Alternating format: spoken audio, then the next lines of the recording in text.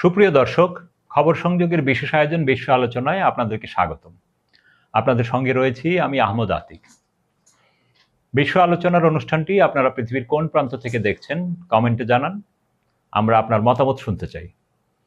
চলুন তাহলে আজকের অনুষ্ঠান শুরু করি।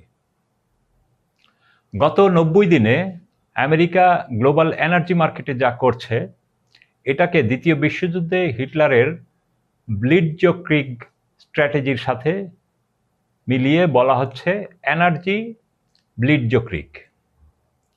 বিগত মাত্র 90 দিনে আমেরিকা যা করেছে, যেমন ইউক্রেনকে দিয়ে রাশিয়ার 40% জ্বালানি সরবরাহ বোমিং করে ধ্বংস করে দিচ্ছে, চীনের 1/3 জ্বালানির উৎস বন্ধ করে দিয়েছে। প্রধান দুই প্রতিদ্বন্দ্বীকে হটিয়ে আমেরিকা এখন বিশ্বের 1 নম্বর এলএনজি সাপ্লায়ারে পরিণত হয়েছে। বিশ্বের সবচেয়ে বড় তেল ক্ষেত্র যেই দেশে, সেই দেশের প্রেসিডেন্টকে কিডন্যাপ করে বন্দি করে রেখেছে এবং এর মাধ্যমে কার্যত ইউরোপ, এশিয়া সহ পুরো পৃথিবীকে জিম্মি করে আমেরিকা থেকে বেশি দামে তেল গ্যাস কিনতে বাধ্য করছে। লেভান্টাইন বেসিন বা লেভান্ত অঞ্চলের সমুদ্র উপকূল পৃথিবীর সবচেয়ে বেশি গ্যাসের মজুদওয়ালা অঞ্চলগুলোর একটি। এই অঞ্চলের মধ্যে আছে লিবিয়া, মিশর, ইসরায়েল, ফিলিস্তিন, লেবানন এবং সিরিয়া। এরও পরে আছে তুরস্ক।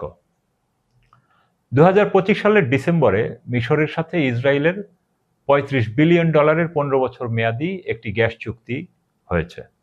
এটা ইসরায়েলের ইতিহাসে সবচেয়ে বড় গ্যাস চুক্তি। এই গ্যাসগুলো যাবে এই লেভান্তাইন বেসিনের লেভিয়াথান গ্যাস ফিল্ড থেকে। এখানে আরেকটা গ্যাস ফিল্ড আছে যার নাম তামার। এই দুটো গ্যাস ফিল্ডই পরিচালনা করবে আমেরিকান কোম্পানি শেভরন। ডিসেম্বরেই ইসরায়েলের সাথে এই চুক্তি সম্পন্ন হয়েছে। ফিলিস্তিনিরা সমুদ্র উপকূলে জ্বালানি খুঁজতে যাবে দূরে থাক, ফিলিস্তিনি জেলেরা এখন সেখানে মাছও ধরতে যেতে পারে না। তার উপর এখন বোর্ড অফ পিস গঠন করে স্থায়ীভাবে ফিলিস্তিনের নিয়ন্ত্রণ মাল্টিন্যাশনাল কর্পোরেশনগুলোর তত্ত্বাবধানে নিয়ে যাওয়া হচ্ছে। ফলে এখানকার সমুদ্রে থাকা সমস্ত জ্বালানিও শেভরন, আমেরিকা আর ইসরায়েলের। তারপর আছে লেবানন। লেবাননের দক্ষিণ অংশটা ইসরায়েল দখল করে নিতে চলছে। যদি দখল করে নিতে পারে তাহলে এখানকার তেল গ্যাসের খনিও দখলে যাবে। তারপর সিরিয়া। 2026 সালের ফেব্রুয়ারিতে শেভরনের সাথে চুক্তি হয়েছে সিরিয়ার সাথে। এই চুক্তিতে অবশ্য কাতার এনার্জিও ছিল। এই তো গেল মধ্যপ্রাচ্যের লেভান্তাইন বেসিন। ওইদিকে ইউরোপের দিকে আছে গ্রিস আর সাইপ্রাস। গ্রিসের সাথেও ফেব্রুয়ারিতে শেভরনের চুক্তি হয়েছে। সাইপ্রাসের সাথে শেভরনের চুক্তি হলো গত 1 এপ্রিল। তার মানে আমরা যদি সোজা বাংলায় বলি, মাত্র 3 মাসের ব্যবধানে এই গোটা অঞ্চলটা শেভরন, আমেরিকা এবং ইসরায়েলের কবলে চলে গেছে। এখন লেভান্ত বেসিন থেকে গ্রিস, সাইপ্রাস হয়ে ইউরোপে গ্যাস পাঠানো হবে। এটাকে এখন যদি আমরা নর্ড স্ট্রিম পাইপলাইনের সাথে মিলিয়ে দেখি, তাহলে টোটাল সিনারিওটা আরও ক্লিয়ার হবে। আধুনিক যুগের সূচনা লগ্ন থেকে ইউরোপে গ্যাস রফতানি করে আসছে রাশিয়া। কারণ একে তো রাশিয়ার বিশাল বিপুল মজুদ আছে, তারপর উত্তোলন আর সরবরাহ খরচও কম। এই গ্যাস রাশিয়া ইউরোপে পাঠাতো নর্ড স্ট্রিম 1 এবং নর্ড স্ট্রিম 2 পাইপলাইনের মধ্য দিয়ে। বাল্টিক সাগরের মধ্য দিয়ে বানানো এই পাইপলাইন দিয়ে ইউরোপ সস্তায় সহজে পর্যাপ্ত পরিমাণ জ্বালানির নির্বিঘ্ন সহায়তা সরবরাহ পেত। কিন্তু 2022 সালের সেপ্টেম্বরে এই নর্ড স্ট্রিম 1 এবং 2কে বোমা মেরে উড়িয়ে দেওয়া হয়। শীতকাল তখন আসি করছে।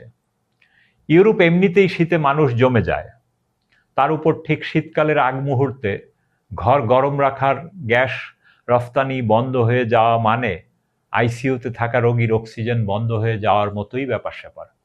ফলে ইউরোপ তড়িঘড়ি করে আমেরিকা এবং কাতার থেকে গ্যাস সংগ্রহ করতে শুরু করে, আর এইদিকে তীব্র গতিতে এগিয়ে আসতে থাকে লেভান্তাইন বেসিন থেকে ইউরোপে গ্যাস সরবরাহের তোড়জোড়। এই যুদ্ধের আগে কাতার এবং অস্ট্রেলিয়া আমেরিকার চাইতে বেশি এলএনজি রফতানি করত। অর্থাৎ সোজা বাংলায় যদি বলি, কাতার এবং অস্ট্রেলিয়া আমেরিকার প্রতিদ্বন্দ্বী।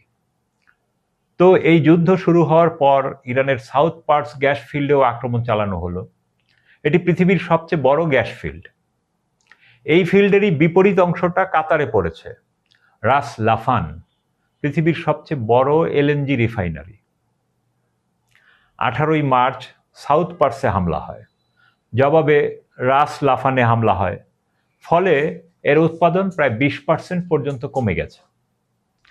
কাতার জানিয়েছে এই ক্ষতি মেরামত করে আগের অবস্থায় ফিরে যেতে তাদের সময় লাগবে 5 বছরের কিছু কম বেশি। কাতারে এই হামলার পর আমেরিকার প্রধান প্রতিদ্বন্দ্বী মার্কেট আউট হয়ে গেছে, ফলে আমেরিকা মাত্র 1 মাসের ব্যবধানে পৃথিবীর সর্ববৃহৎ গ্যাস রফতানিকারকে পরিণত হয়ে গেছে। এখন এটাকে আপনি ভেনিজুয়েলার সাথে মিলাতে পারেন। আমেরিকা জানতো ইউক্রেন যুদ্ধের মাধ্যমে রাশিয়াকে আউট করে দেয়া হবে, তারপর অবরোধ দিয়ে এবং সরাসরি রাশিয়ান ট্যাঙ্কারে আক্রমণ চালিয়ে রাশিয়ার গ্যাস মার্কেট আউট করে দেয়া হবে। ইরান যুদ্ধের মাধ্যমে গালফ দেশগুলোর তেল গ্যাস পঙ্গু করে দেয়া হবে। ফলে দুনিয়াতে বিপুল পরিমাণ তেল গ্যাস নিয়ে একমাত্র টিকে থাকবে আমেরিকা। আর তার হাতে যদি ভেনিজুয়েলার চুরি করা তেল থাকে তাহলে তো কথাই নেই। ইরান থেকে চীনের মোট জ্বালানির 11% আসে, আর রাশিয়া থেকে আসে 17%। এই দুটোই ডিসরাপ্টেড করে দেয়া হলো। 2025 সালের সেপ্টেম্বরে ন্যাটো এবং ইউক্রেন অপারেশন সাউদার্ন স্পেয়ার শুরু করে। এই অপারেশনের একদম ঘোষিত, অর্থাৎ ন্যাটো ঘোষণা দিয়ে বলছে যে এর উদ্দেশ্য হলো জ্বালানি, বিরল খনিজ আর গ্লোবাল নেটওয়ার্কে চীনের প্রবেশাধিকার খর্ব করা। অর্থাৎ সহজ ভাষায় রাশিয়া থেকে চীনে যে জ্বালানি যায় সেটা ধ্বংস করে দেয়া। এরপরই পুরো অঞ্চল জুড়ে রাশিয়ার তেলের ট্যাঙ্কারের প্রায় 40%কে হামলা করে ধ্বংস করে দেয়া হয়। এখন একই ধরনের কৌশল চলছে ইরানের সাথেও, তার আগে চলেছে ভেনিজুয়েলার সাথে। ফলে মুক্ত বাণিজ্য, গণতন্ত্র এইসব হাবিজাবি আর ভুগিচুগি দিয়ে সারা দুনিয়ার সাম্রাজ্যবাদী লুটপাট চালানোর যে যুগ ছিল সেটাই শেষ হয়ে গেছে। ইন্টারন্যাশনাল রোবারির দুনিয়ায় এখন আপনাকে স্বাগতম। আপনার মতামত কি কমেন্টে জানান, ভিডিওটি লাইক করুন, শেয়ার করুন এবং চ্যানেলটি সাবস্ক্রাইব করে বেল আইকনে ক্লিক করুন যেন পরবর্তী খবর মিস না হয়। দেখা হবে পরের বুলেটিনে। ততক্ষণ সুস্থ থাকুন, ভালো থাকুন। খোদা হাফেজ।